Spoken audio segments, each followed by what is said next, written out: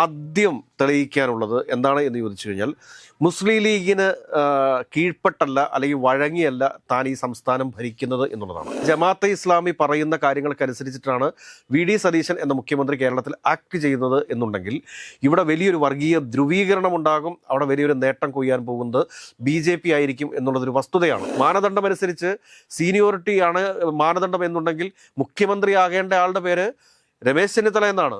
നമ്മളെല്ലാവരും പ്രതീക്ഷിച്ചിരുന്നത് എന്താണ്?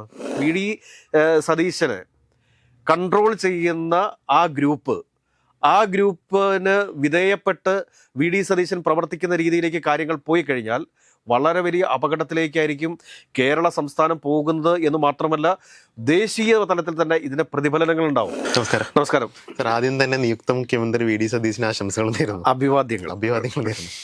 പക്ഷേ നമുക്കറിയാം, ഇപ്പോൾ വെറും കോൺഗ്രസ് നേതാവല്ല, പ്രതിപക്ഷ നേതാവല്ല, ഒരു സംസ്ഥാനത്തിൻ്റെ മുഖ്യമന്ത്രിയാണ്. അദ്ദേഹത്തിനെതിരെ ഈ തെരഞ്ഞെടുപ്പ് കാലത്തിൽ മുഴുവനായിട്ടും ഉയർന്നു കേട്ടിരുന്ന ഒരു വലിയ ആരോപണമാണ് ചില സാമുദായിക സംഘടനകൾ, ജമാഅത്തെ ഇസ്ലാമി അടക്കം അല്ലെങ്കിൽ മുസ്ലിം ലീഗുമായിട്ടുള്ള അവിശുദ്ധ കൂട്ടുകെട്ടുകളുടെ പേരിൽ ഒരുപാട് വിമർശനങ്ങൾ നേരിട്ടൊരു വ്യക്തി കൂടിയാണ്. ഇനി സംസ്ഥാനത്ത് നയിക്കാൻ മുന്നോട്ട് വരുന്ന ഒരു സമയത്ത് അടുത്ത 5 വർഷക്കാലം അല്ലെങ്കിൽ ആദ്യത്തെ ആ തുടക്കകാലം ഈ വിവാദങ്ങളെ മറികടക്കുക അല്ലെങ്കിൽ വിമർശനങ്ങളെ മറികടക്കുക എന്ന ചെറിയ ഉത്തരവാദിത്തമല്ല വി സതീശനുള്ളത്. ഇതെങ്ങനെയാണ് അദ്ദേഹം നേരിടാൻ പോകുന്നത് ഈ ഒരു വിഷയത്തെ? വി സതീശൻ കേരളത്തിലെ 3.5 കോടി ജനങ്ങളുടെ മുഖ്യമന്ത്രിയായിട്ടാണ് സത്യപ്രതിജ്ഞ ചെയ്യാൻ പോകുന്നത് എങ്കിൽ അദ്ദേഹം കേരളത്തിലെ ഏറ്റവും നല്ല മുഖ്യമന്ത്രിയായിരിക്കും. ഇന്ന് തന്നെ അദ്ദേഹം മുഖ്യമന്ത്രിയായി പ്രഖ്യാപിക്കാൻ വേണ്ടി പോകുന്ന സമയത്ത് തന്നെ നിശിതമായ വിമർശനങ്ങളാണ് NSSന്റെ ജനറൽ സെക്രട്ടറിയാണ് സുകുമാരൻ നായർ ഉന്നയിച്ചിരിക്കുന്നത്. അതുകൂടാതെ തന്നെ വിവിധ സ്ഥലങ്ങളിൽ നിന്ന് വളരെ ഗുരുതരമായ രീതിയിലുള്ള ആരോപണങ്ങൾ ഉയർന്നു വരുന്നുണ്ട്. BJP ഏറ്റെടുത്തു കഴിഞ്ഞു. കാരണം പാണക്കാടും മുസ്ലിം ലീഗുമാണ് ഈ മുഖ്യമന്ത്രി പ്രഖ്യാപനത്തിന് പിന്നിൽ എന്ന് പറഞ്ഞിട്ടുണ്ട്. കാരണം ഇതിൽ മാനദണ്ഡങ്ങളൊന്നും പാലിച്ചിട്ടില്ല എന്നുള്ളത് വ്യക്തമാണ്. കാരണം സീനിയോറിറ്റി പരിഗണിക്കുകയായിരുന്നെങ്കിൽ രമേശ് ചെന്നിത്തലയായിരുന്നു മുഖ്യമന്ത്രി ആകേണ്ടിയിരുന്നത്. മറിച്ച് MLA-മാരുടെ ഭൂരിപക്ഷമാണ് പരിഗണിച്ചിരുന്നതെങ്കിൽ അത് KC വേണുഗോപാലായിരുന്നു മുഖ്യമന്ത്രി ആവേണ്ടത്. പക്ഷേ ഈ 2 മാനദണ്ഡങ്ങളും പാലിക്കാതെ വയനാട് സീറ്റിൽ പ്രിയങ്ക ഗാന്ധി വിജയിക്കണം എന്നുണ്ടെങ്കിൽ വി സതീശനെ മുഖ്യമന്ത്രിയാക്കണം എന്ന് പാണക്കാട് തങ്ങൾ ആവശ്യപ്പെട്ടു, രാഹുൽ ഗാന്ധിയോട് പറഞ്ഞു എന്നുള്ള കാര്യങ്ങളൊക്കെ ഇപ്പോൾ ഇങ്ങനെ വായുവിൽ പറന്ന് നടക്കുന്നുണ്ട്, വാർത്തയായിട്ട് പുറത്തേക്ക് വരുന്നുണ്ട്. അങ്ങനെ വരുന്ന സമയത്ത് തീർച്ചയായിട്ടും വി സതീശനെ സംബന്ധിച്ചിട്ട് ആദ്യം തെളിയിക്കാനുള്ളത് എന്താണ് എന്ന് ചോദിച്ചു കഴിഞ്ഞാൽ, മുസ്ലിം ലീഗിന് കീഴ്പ്പെട്ടല്ല അല്ലെങ്കിൽ വഴങ്ങിയല്ല താൻ ഈ സംസ്ഥാനം ഭരിക്കുന്നത് എന്നുള്ളതാണ്. കാരണം ജമാഅത്തെ ഇസ്ലാമിയും മീഡിയ വണ്ണുമാണ് ഏറ്റവും കൂടുതലായിട്ട് വി സതീശനെ ഇവിടെ പ്രൊമോട്ട് ചെയ്തതും വി സതീശൻ എന്ന ഒരു മുഖ്യമന്ത്രി ആകാനായിട്ടുള്ള പ്രധാനപ്പെട്ട പങ്ക് വഹിച്ചിട്ടുള്ളത് മീഡിയ വണ്ണും അതോടൊപ്പം ജമാഅത്തെ ഇസ്ലാമിയുമാണ്. ഇനി ജമാഅത്തെ ഇസ്ലാമി പറയുന്ന കാര്യങ്ങൾക്കനുസരിച്ചിട്ടാണ് വി സതീശൻ എന്ന മുഖ്യമന്ത്രി കേരളത്തിൽ ആക്ട് ചെയ്യുന്നത് എന്നുണ്ടെങ്കിൽ ഇവിടെ വലിയൊരു വർഗീയ ധ്രുവീകരണം ഉണ്ടാകും. അവിടെ വലിയൊരു നേട്ടം കൊയ്യാൻ പോകുന്നത് BJP ആയിരിക്കും എന്നുള്ളതൊരു വസ്തുതയാണ്. മറികടക്കേണ്ട ഒരുപാട് ഘടകങ്ങളുണ്ട്. ഇപ്പോൾ കഴിഞ്ഞ ദിവസം തന്നെ നമ്മൾ ഉയർത്തിക്കൊണ്ടുവന്നൊരു പ്രശ്നമാണ് ഈ അവയവ കച്ചവട മാഫിയയ്ക്കെതിരെയുള്ള അന്വേഷണം. അത് ഏതെങ്കിലും തരത്തിൽ എവിടെയെങ്കിലും തടസ്സപ്പെടുമോ? ഏറ്റവും പ്രധാനമായിട്ട് കേരളം ചർച്ച ചെയ്യേണ്ട ഒരു വിഷയമാണ്. അത് ഏതെങ്കിലും തരത്തിൽ എവിടെയെങ്കിലും വെച്ച് തടസ്സപ്പെടുന്നുണ്ടെങ്കിൽ നമുക്ക് പറയേണ്ടി വരും വി സതീശൻ ജമാഅത്തെ ഇസ്ലാമിക്കും അതോടൊപ്പം തന്നെ ഈ പറയുന്ന ചില മുസ്ലിം സംഘടനകൾക്കും അടിമപ്പെട്ടാണ് കേരളത്തിൽ ഭരിച്ചുകൊണ്ടിരിക്കുന്നത് എന്ന്. മറിച്ച് ഈ പറഞ്ഞ അവയവ കച്ചവടം ഉൾപ്പെടെയുള്ള കാര്യങ്ങളിൽ കൃത്യവും വ്യക്തവുമായ അന്വേഷണം മുമ്പോട്ട് പോവുകയും യഥാർത്ഥ പ്രതികളുടെ കൈകളിൽ വിലങ്ങണിയിക്കുകയും ചെയ്തു കഴിഞ്ഞാൽ കേരളം ഒന്നടങ്കം പറയും വി സതീശൻ കേരളത്തിലെ 3.5 കോടി ജനങ്ങളുടെയും മുഖ്യമന്ത്രിയാണെന്ന്. മറിച്ചുണ്ടായിക്കഴിഞ്ഞാൽ നമുക്ക് നിസ്സംശയം പറയാൻ വേണ്ടിയിട്ട് സാധിക്കും സ്വാധീനങ്ങൾക്ക് വശപ്പെട്ടിരിക്കുന്നു നിലപാടിൻ്റെ രാജകുമാരൻ എന്നുള്ള കാര്യം. ഏറ്റവും പ്രധാനപ്പെട്ട ഒരു ആരോപണമാണ് ഇന്നിപ്പോൾ എല്ലാ വർഗീയ സംഘടനകളും, ഭൂരിപക്ഷ വർഗീയ സംഘടനകളും കോൺഗ്രസിന് മേൽ ഉന്നയിക്കാൻ പോകുന്ന പ്രധാനപ്പെട്ട ആരോപണമാണിത്. പാണക്കാടും അതോടൊപ്പം തന്നെ ജമാഅത്തെ ഇസ്ലാമിയുടെയും ഭീഷണിക്ക് വഴങ്ങേണ്ടി വന്നു ഹൈക്കമാൻഡിനെ എന്ന് പറയുമ്പോഴത്തേക്ക് അത് ദേശീയ രാഷ്ട്രീയത്തിൽ തന്നെ ചർച്ച ചെയ്യപ്പെടും. മറ്റൊരു പ്രധാനപ്പെട്ട കാര്യമാണ് AICC സംഘടനാ കാര്യങ്ങളുടെ ചുമതലയുള്ള ജനറൽ സെക്രട്ടറിയാണ് KC വേണുഗോപാൽ എന്ന് പറയുന്നത്. ആ KC വേണുഗോപാലിന് കേരളത്തിൽ തെരുവിലിറങ്ങിയ കുറേ ആളുകളെ കണ്ട് അദ്ദേഹത്തിന് പിൻവാങ്ങേണ്ടി വന്നു. അല്ലെങ്കിൽ അദ്ദേഹം ജയിച്ചു വന്ന ഒരു സ്ഥലത്ത്, കേരളത്തിൽ നിന്നാണ് അദ്ദേഹം ലോക്സഭയിലേക്ക് തെരഞ്ഞെടുക്കപ്പെട്ടിരിക്കുന്നത്, ആലപ്പുഴയിൽ നിന്ന്, അതും വലിയ ഭൂരിപക്ഷത്തിനാണ് അദ്ദേഹം തെരഞ്ഞെടുക്കപ്പെട്ടിട്ടുള്ളത്. അദ്ദേഹത്തിന് ഇവിടുത്തെ ജനങ്ങളുടെ പ്രതിഷേധം മൂലം കേരളത്തിൻ്റെ മുഖ്യമന്ത്രിയാകാൻ സാധിക്കാതെ മടങ്ങേണ്ടി വന്നു എന്നുള്ള പ്രചരണം KC വേണുഗോപാലിൻ്റെ രാഷ്ട്രീയ ഭാവിയെ തന്നെ അവസാനിപ്പിച്ച് കളയത്തില്ലേ? കെ.സി. വേണുഗോപാൽ എന്താ ഇന്നലെ രാവിലെ പൊട്ടിമുളച്ച ഒരാളൊന്നുമല്ലല്ലോ. അപ്പോൾ അങ്ങനെയുള്ള കെ.സി. വേണുഗോപാലിൻ്റെ ഫ്യൂച്ചറിനെ കുറിച്ച് രാഹുൽ ഗാന്ധിയും ഹൈക്കമാൻഡും എന്തുകൊണ്ട് ചിന്തിച്ചില്ല എന്നൊരു ചോദ്യം ഇവിടെയുണ്ട്. ആ ചോദ്യം ഇനിയും കേരളത്തിൽ വരും. അതിനെ വി.ഡി. സതീശൻ എങ്ങനെയാണ് അതിജീവിക്കാൻ പോകുന്നത് എന്നുകൂടി അറിയാൻ താല്പര്യമുണ്ട്. കാരണം ദേശീയ തലത്തിൽ എന്താണ് ഇനി പറയാൻ പോകുന്നത്?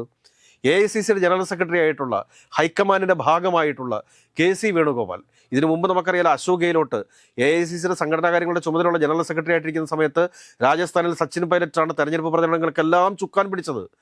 അന്ന് അശോക് ഗെഹ്ലോട്ടിനെയാണ് അവിടെ മുഖ്യമന്ത്രിയായിട്ട് പ്രഖ്യാപിക്കുകയും അശോക് ഗെഹ്ലോട്ടാണ് രാജസ്ഥാനിൽ പോയി മുഖ്യമന്ത്രി ആവുകയും ചെയ്തത്. അന്നും സച്ചിൻ പൈലറ്റും ഒരുപാട് ആളുകളെയും കൊണ്ട് തെരുവിലിറങ്ങിയിരുന്നു. അന്ന് തെരുവിലിറങ്ങിയിട്ട് നടന്നില്ല. അതോടൊപ്പം തന്നെ കർണാടകയിൽ എന്താണ് സംഭവിച്ചത്? കർണാടകയിലും DK ശിവകുമാർ മുഖ്യമന്ത്രിയാകാൻ വേണ്ടി സാധിച്ചില്ല. അവിടെ സിദ്ധരാമയ്യാണ് മുഖ്യമന്ത്രിയായത്. അതിനൊക്കെയുള്ള പ്രതികാരം സച്ചിൻ പൈലറ്റും DK ശിവകുമാറും ഒക്കെ കൂടി അങ്ങോട്ട് വീട്ടി എന്ന് വേണം നമ്മൾ മനസ്സിലാക്കാനായിട്ട്. മധ്യപ്രദേശിൽ തന്നെ സംഭവിച്ചത് തീർച്ചയായിട്ടും. അപ്പം ഞാൻ പറഞ്ഞു വരുന്ന കാര്യങ്ങൾ എന്താണ് എന്ന് ചോദിച്ചു കഴിഞ്ഞാൽ, കേരളത്തിൽ വി.ഡി. സതീശന് മുമ്പിൽ നിൽക്കുന്ന ഏറ്റവും പ്രധാനപ്പെട്ട വെല്ലുവിളി എന്ന് പറയുന്നത് ഞാൻ ഈ പറഞ്ഞ പോലെ തന്നെ ജമാഅത്തെ ഇസ്ലാമിയുടെയും അതോടൊപ്പം തന്നെ മുസ്ലിം ലീഗിനും വശപ്പെട്ടിട്ടാണ്, അല്ലെങ്കിൽ അവർക്ക് കീഴ്പ്പെട്ടിട്ടാണ്, അല്ലെങ്കിൽ അവരുടെ കയ്യിലാണ് ഇതിൻ്റെ എല്ലാം റിമോട്ട് കൺട്രോൾ എന്ന രീതിയിലേക്ക് BJP പ്രചരണം കേരളത്തിൽ ശക്തമാകും. ആ പ്രചരണത്തെ വി.ഡി. സതീശൻ ഏത് രീതിയിൽ നേരിടുന്നോ അതിനനുസരിച്ചിട്ടായിരിക്കും കേരളത്തിൽ കോൺഗ്രസിൻ്റെ ഭാവി, അല്ലെങ്കിൽ ദേശീയ തലത്തിൽ തന്നെ കോൺഗ്രസിൻ്റെ ഭാവി എന്ന് നമ്മൾ പറയേണ്ടി വരും. ഇനി അടുത്ത് രമേശ് ചെന്നിത്തലയെ സംബന്ധിച്ചിട്ട് 2021 അദ്ദേഹത്തെ പ്രതിപക്ഷ നേതൃസ്ഥാനത്ത് നിന്ന് മാറ്റുന്ന സമയത്ത് എന്തുകൊണ്ടാണ് അന്ന് ഘടകകക്ഷികളുടെ ആരുടെയും അഭിപ്രായം ചോദിക്കാതിരുന്നത്? അന്ന് ഒരു ഘടകകക്ഷിയുടെ അഭിപ്രായം ചോദിച്ചിട്ടില്ല. അന്ന് കോൺഗ്രസ് ഹൈക്കമാൻഡ് തീരുമാനമെടുക്കുകയായിരുന്നു, അല്ലെങ്കിൽ ശ്രീ കെ.സി. വേണുഗോപാൽ തീരുമാനമെടുക്കുകയായിരുന്നു. കാരണം രമേശ് ചെന്നിത്തല ഏതെങ്കിലും കാരണവശാൽ 2021 വീണ്ടും പ്രതിപക്ഷ നേതാവായിട്ട് വന്നു കഴിഞ്ഞാൽ കെ.സി. വേണുഗോപാലിൻ്റെ അവസരം നഷ്ടപ്പെടുമോ എന്നുള്ളൊരു ഭയം അദ്ദേഹത്തിനുണ്ടായിരുന്നു. അതുകൊണ്ടാണ് അദ്ദേഹം അന്ന് 2021 രമേശ് ചെന്നിത്തലയെ പ്രതിപക്ഷ നേതാവാക്കാതെ വി.ഡി. സതീശനെ പ്രതിപക്ഷ നേതാവാക്കി കൊണ്ടുവന്നത്. കെ.സി. വേണുഗോപാൽ എന്താണ് കരുതിയത്? കെ.സി. വരുമ്പോഴത്തേക്ക് വി.ഡി. മാറിക്കൊടുക്കുമെന്ന് കരുതി. കാരണം കെ.സിയേക്കാൾ ജൂനിയറാണ് വി.ഡി. സതീശൻ എന്ന് പറയുന്നത്. വി.ഡി. സതീശനെ ഉയർത്തിക്കൊണ്ട് വന്നത് കെ.സി.ആണ്. അപ്പോൾ അങ്ങനെയൊക്കെയുള്ള ഒരു കാര്യങ്ങൾ വെച്ചിട്ടാണ് കെ.സി. വേണുഗോപാൽ വി.ഡി. സതീശനെ പ്രതിപക്ഷ നേതാവായിട്ട് അവരോധിച്ചത്. അപ്പോൾ 2021 നീതി നിഷേധിക്കപ്പെട്ട രമേശ് ചെന്നിത്തല ഇവിടെ പ്രതിഷേധവുമായിട്ട് നിൽക്കുകയാണ്. മാനദണ്ഡമനുസരിച്ച് സീനിയോറിറ്റിയാണ് മാനദണ്ഡം എന്നുണ്ടെങ്കിൽ മുഖ്യമന്ത്രിയാകേണ്ട ആളുടെ പേര് രമേശ് ചെന്നിത്തല എന്നാണ്. നമ്മളെല്ലാവരും പ്രതീക്ഷിച്ചിരുന്നത് എന്താണ്?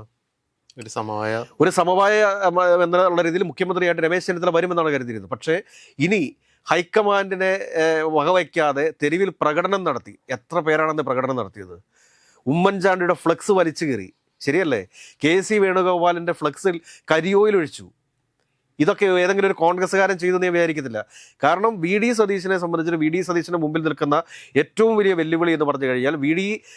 സതീശനെ കൺട്രോൾ ചെയ്യുന്ന ആ ഗ്രൂപ്പിന് വിധേയപ്പെട്ട് വി.ഡി. സതീശൻ പ്രവർത്തിക്കുന്ന രീതിയിലേക്ക് കാര്യങ്ങൾ പോയി കഴിഞ്ഞാൽ വളരെ വലിയ അപകടത്തിലേക്കായിരിക്കും കേരള സംസ്ഥാനം പോകുന്നത് എന്ന് മാത്രമല്ല ദേശീയ തലത്തിൽ തന്നെ ഇതിൻ്റെ പ്രതിഫലനങ്ങളുണ്ടാവും.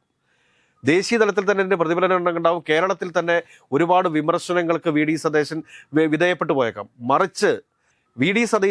സതീശൻ്റെതായിട്ടുള്ളൊരു നിലപാടുമായി മുമ്പോട്ട് പോകുന്ന ഒരു സാഹചര്യം ഉണ്ടായിക്കഴിഞ്ഞാൽ, കൃത്യമായിട്ടുള്ള അദ്ദേഹത്തിൻ്റെ വിഷനുമായിട്ട് മുമ്പോട്ട് പോകുന്ന ഒരു സാഹചര്യം ഉണ്ടായിക്കഴിഞ്ഞാൽ കേരളത്തിലെ മറ്റൊരു മുഖ്യമന്ത്രിയെ പോലെയും അല്ല തനിക്ക് ലോകത്തെക്കുറിച്ച് കൂടുതൽ കാര്യങ്ങൾ അറിയാം. താൻ കുറേയധികം റിസർച്ചുകൾ നടത്തിയിട്ടുണ്ട്. താൻ കുറേയധികം പുസ്തകങ്ങൾ വായിച്ചിട്ടുണ്ട്. ഞാൻ ആ പുസ്തകങ്ങൾ വായിച്ചതനുസരിച്ചിട്ട്, റിസർച്ചുകൾ നടത്തിയതനുസരിച്ചിട്ട്, ഒരുപാട് വിദഗ്ധരായിട്ടുള്ള ആളുകൾ തനിക്ക് തന്നിട്ടുള്ള നിർദ്ദേശങ്ങൾ അനുസരിച്ചിട്ട് ഞാൻ ഈ സംസ്ഥാനത്തെ ഒരു പുതിയ നവകേരളമാക്കി മാറ്റാൻ വേണ്ടിയിട്ടാണ് പോകുന്നത് എന്ന് തെളിയിച്ചാൽ കേരളം ഒന്നടങ്കം വി.ഡി. സതീശൻ്റെ കൂട്ടത്തിൽ നിൽക്കും. മറിച്ച് ഈ പറഞ്ഞ പാണക്കാട് തങ്ങൾ വിളിച്ചു പറയുമ്പോൾ, പി.കെ. കുഞ്ഞാലിക്കുട്ടി സാഹിബ് വിളിച്ചു പറയുമ്പോൾ, അല്ലെങ്കിൽ ഈ പറയുന്ന NSS വിളിച്ചു പറയുമ്പോൾ, SNDP വിളിച്ചു പറയുമ്പോൾ അതിനെല്ലാം വിധേയപ്പെട്ട്, അല്ലെങ്കിൽ ജമാഅത്തെ ഇസ്ലാമി പറയുമ്പോൾ അതിനെല്ലാം വിധേയപ്പെട്ടാണ് കേരള സംസ്ഥാനം ഭരിക്കാൻ വേണ്ടി പോകുന്നതെങ്കിൽ അത് വലിയ അപകടമായിരിക്കും ഉണ്ടാക്കുക. അങ്ങനെ ഒന്നും സംഭവിക്കാതിരിക്കട്ടെ എന്ന് നമ്മൾ ആശംസിക്കുകയാണ്. വി.ഡി. സതീശൻ നിലപാടുമായിട്ട് മുമ്പോട്ട് പോകട്ടെ.